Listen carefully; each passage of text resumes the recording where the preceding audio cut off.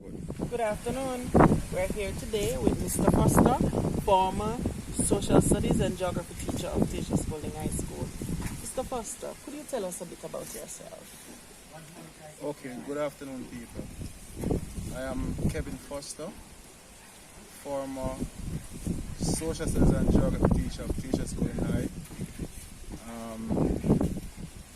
I don't want to tell you my age, but I'm in the 40s.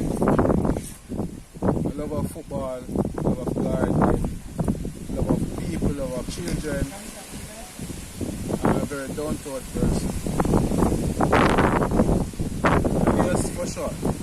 Could you tell us why you started or why you became a teacher? Okay. I became a teacher.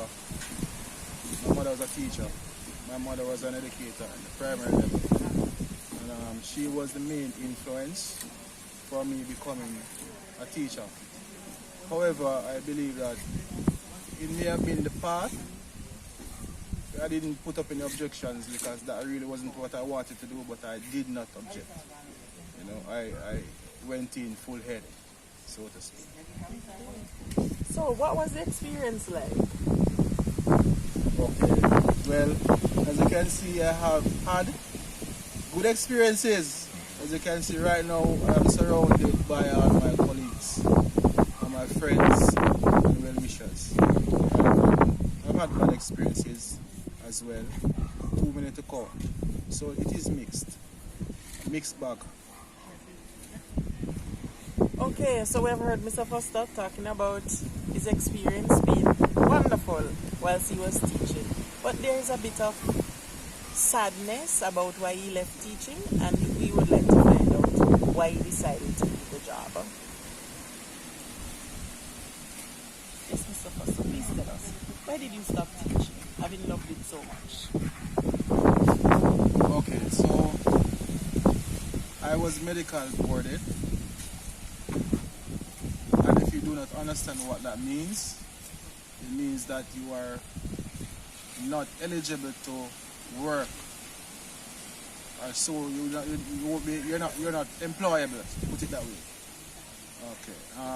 In my case, the condition that I have caused me to be medical boarded, and that condition is gout.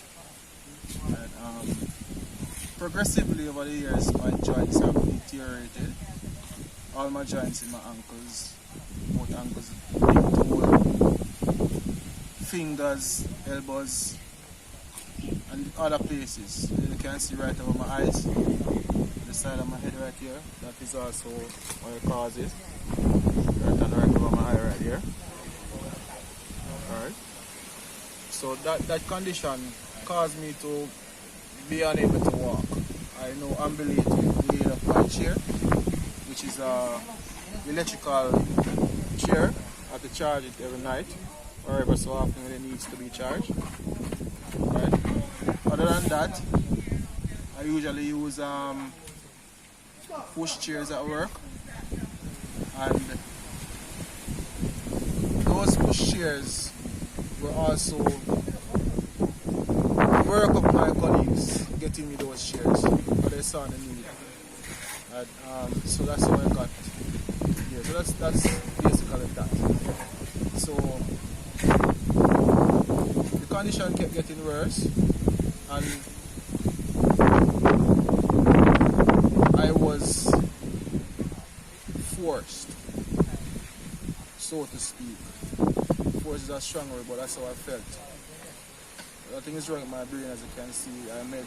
I may not be able physically, but I'm quite capable still in my brain. So do you think then that another alternative would have been arrived at rather than for you to be medical boarded and therefore not being able to work for really long? Yes, there should have been. In this modern time, when we have so many laws being passed for the disabled, I should not have been sent home. Right? Countermeasures should have been put in place to accommodate me. Right? Not saying that there wasn't a trial, there wasn't some effort, but the effort was not what it should be. Right? There was no effort to even readjust the walking facilities in case there was an emergency. Right? No ramps was put in. I remember my colleagues making 2 board ramps for me that would have to be removed, and that's how I would enter with the aid of a student or a teacher. Right? I should be able to move about freely, but nothing was done. So, Mr. Foster, is it that you're saying that in our modern school facilities there is not enough being done to help disabled? Exactly. And it is not only adults, there are students too. Who would not, the parents would have to send them to a private institution or an institution for disabled because they would not, the government institution does not accommodate them and make no preparation for them whatsoever. Okay. So we see here where the Ministry of Education needs to put something in place for our public educational institutions so that persons like Mr. Foster and others and students will benefit from ramps being in place and the schools being retrofitted. Because even the bathrooms you have to think about when you have to think about wheelchair accessibility. And I tell you what, not even so much as persons who are disabled. I have noticed my colleagues over the year develop back issues, knee issues from climbing those stairs. I mean, there are certain places where stairs would be applicable, but then there are some places where if you would have been best to put a ramp there, they would have benefited. Okay, so we have heard Mr. Foster, and is there anything else you would like to say? Would you like to say something to the Ministry of Education or to the Minister about what needs to be done to make schools a better place for teachers and students with disabilities? Okay, we must recognize that persons with disability, physical, mental, whichever disability, they have values to contribute to society as well. We are not a burden. That's the worst thing you could think or tell a person in this situation. And guess what? Anybody could be in this situation as well. Mm-hmm. So we need to take care of all citizens. And guess what again? Them collect tax from me. Mm-hmm. Whole it. So then if I can contribute tax, why can't we contribute otherwise? You need to be a human being and treat us with respect. Mr. Foster, how do you manage now that you're out of a job? Okay, so I get a pension which is minimal. That's not enough. Well, even though it is enough, you know, we're Jamaican, we make it work. That does not mean that you are living comfortable or living the right way. Right? I also have friends who now and then would assist me. But come on, people. Is there any way to live after giving over 20 years to the government of Jamaica? Not only in teaching, but in other areas as well. Because previously I was a librarian for 3 years too. So it's rough, but only God alone knows sometimes when we survive. You know, we don't live bad with people, and that's how sometimes I guess some survive. People remember who I am, what maybe I have done, and I give thanks for that. So, Mr. Foster, do you think that maybe now that the disability law has been passed, that something could be done to reverse the decision that was made to medical board? I am highly unlikely that would have happened. And then I wonder if I would even go back to work based on how that ended. That did not end well. But I would not rule that out and say no. It would have to be well within my favor. Okay. Right. But I would not say no. So today we're here with you to do some, maybe an extended Labor Day project or an early Labor Day project. Yeah. How is that going and how will that benefit you?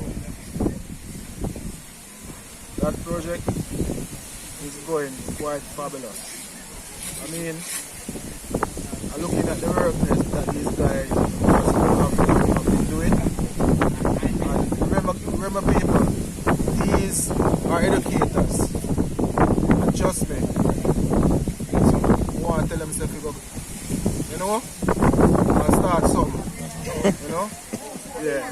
I mean, they did a wonderful job. I did not expect the job to be done like this, but it is well done, trust me. And I'm very happy, I'm elated, you know. It will cause my mind to be at ease a bit until the front finish, you know.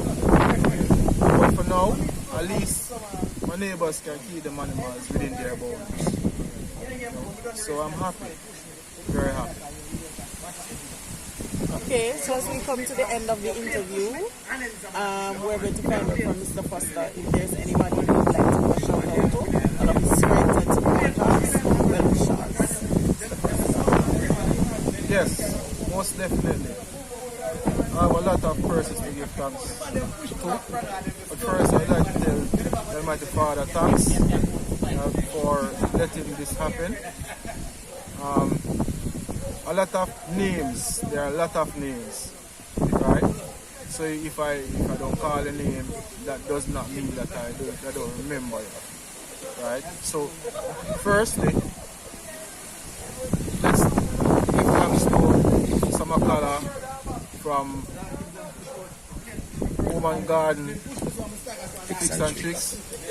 I give thanks to Tasmarty Fishing Adventures, Tacius TV, right? Give thanks to Nalin. Right here. Super Angel. Yeah. Miss Rugaby. Yeah. The viewer. Auntie Susie over there. Yeah. Auntie Gracie. The people over there. People. The man over there working. White. Top Mason. Yeah, man. Charles, Daddy Dawkins. Junior. Right, and the list goes on and on. We'd like to thank those persons who were not here, who sent their contributions as well, and their well wishes. We want to thank you as well. We want to thank the subscribers also for contributing. And just about everybody else who participated in some way or the other. Right. Lastly, I want to big up my channel, Goldenhandsgardening JA. I want to thank my subscribers, the viewers. If you have not subscribed, go ahead and subscribe. Watch the videos, like them, share them, comment. Alright? Alright. Said. Well said, Mr. Foster. And Mr. Foster, personally speaking, I would like to extend my profound, thanks for accommodating us today and for making today a real possibility. And trust me, I can see great things coming from this. Great things, and it can only lead to greater levels and to higher levels. You know what I'm saying? And we want this video to go out there and just touch some people in the universe. Because trust me, you is a pure soul. You is one of the greatest person I know in terms of a friend. You're more than a friend to me, like a brother. And for that, just want to wish you all the best. You don't know. We are going to go together in strength. This year is the year, I believe so. Amen? Amen. It can work still. But if we put some there, we put stone in this. You hold better one. You can use this alone if you want. You can use this alone, man. This alone. You can